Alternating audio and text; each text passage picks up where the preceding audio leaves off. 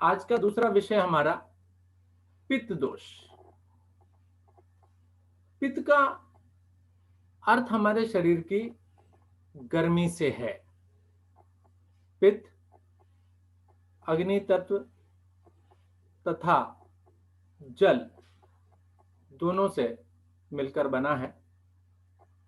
हमारे शरीर में जो भोजन का पाचन होता है उसके लिए जो रिस्पॉन्सिबल है, वो जिम्मेदार जो है, लार ग्रंथि, आमाशय, अग्नाशय, लीवर, छोटी आंत, इन सभी के सहयोग से और इन सभी के से निकलने वाले जो स्राव होते हैं उन्हीं से हमारे भोजन का पाचन होता है। यानी ये पित्त जो है ये भोजन को पचाने में हमारी मदद करता है। हल्के से विश्राम के पश्चात अगली क्रिया की ओर बढ़ते हैं। बहुत ही सुंदर क्रिया, ताड़ासन। लेटकर ताड़ासन, पूरी तरह से खिंचाव आ जाता है मेरे संपूर्ण शरीर में। उसके लिए मैंने दोनों पैरों को मिलाना है। दोनों पैर जैसे ही मिलते हैं हाथ शरीर के साथ आ जाते हैं, हथेलियां नीचे की ओर हो जाती हैं, पंजे खिंच जाते हैं। श्वास भरते हुए भुजाएं सर के पीछे ले जाइए। पूरा खींच दीजिए अपने शरीर को। अब यहां पर किसी प्रकार की कसर आप ना छोड़िए, पूरा खींचिए अच्छे से। अधिकतम खिंचाव दे दीजिए, नाभि वाला भाग मध्य में हो और खिंचाव दो अलग अलग दिशाओं में। जैसे रस्सा कशी होती है ना, रस्सा खींचते हैं, एक टीम आधे इधर एक तरफ आधे एक तरफ, ऐसे ही आपके अंग आधे एक तरफ आधे एक तरफ, और दोनों में संतुलन, पूरा खिंचाव। बहुत सुंदर प्रभाव देखें अपने पेट के अंगों पर, नाभि पर, संपूर्ण शरीर पर। हल्का सा ढीला करें। एक बार फिर से भरें श्वास को, फिर से खींच दें अपने शरीर को।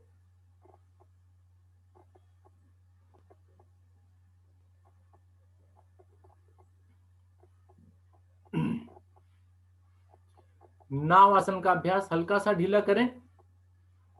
एक बार फिर से खिंचाव दें अपने शरीर को। मिली हुई टांगे धीरे धीरे ऊपर की ओर ले जाएं 90 डिग्री पर, और श्वास छोड़ें। धड़ वाले भाग को भी उठाकर रीढ़ के बल दोलन प्रारंभ कर दें।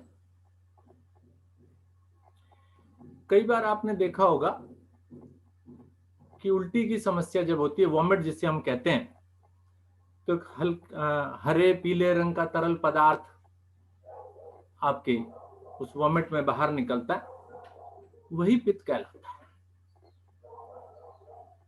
दोहराइए इस क्रिया को, क्षमता अनुसार करें, जितनी क्षमता हो। बार बार हम दोहराते हैं कि क्षमता से अधिक आपको नहीं करना है।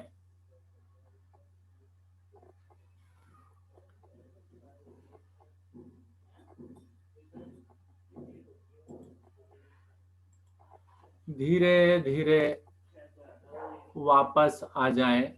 बहुत सुंदर। चेहरे का रुख सामने की ओर, आसन पर दंड आसन में बैठकर विश्राम करें।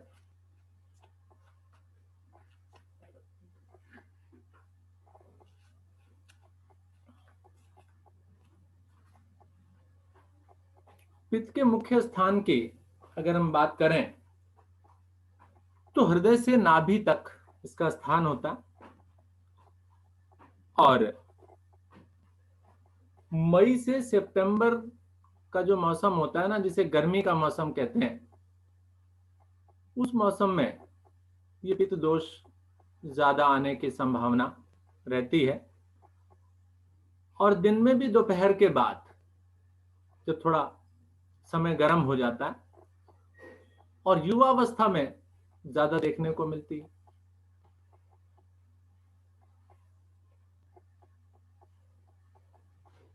वापस आ गए आप, दंडासन में विश्राम कर रहे हैं आप। दोनों हाथ कमर के पीछे हैं।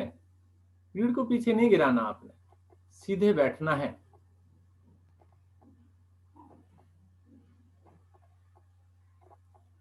अभ्यास करेंगे कोण आसन का। एड़ी पंजे मिला लीजिए, दोनों हाथ कमर के पीछे ही हैं, शरीर के साथ है। कोहनियां मेरी शरीर से सटी हुई हैं, यानी पसलियों से लगी हुई हैं कोहनियां, ऐसी स्थिति होती है। पंजे तन गए, श्वास भरिए, धीरे धीरे पंजों को अधिक से अधिक तानिए, हथेलियों पर दबाव बढ़ाइए और धीरे धीरे मध्य भाग से ऊपर उठते चले जाइए। उंगलियों का रुख पीछे की ओर होता है। नीलम शर्मा जी, यस, ऐसे बैठते हैं आप। बीच से उठिए, मध्य भाग को ऊपर उठा दीजिए।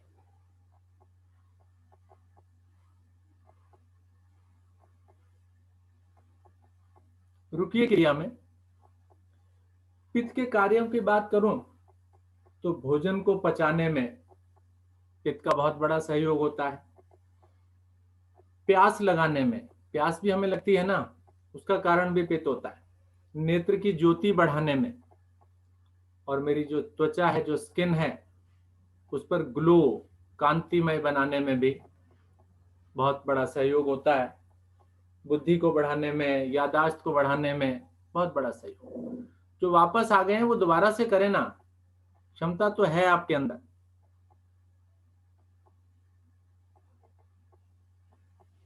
धीरे धीरे वापस आ जाए।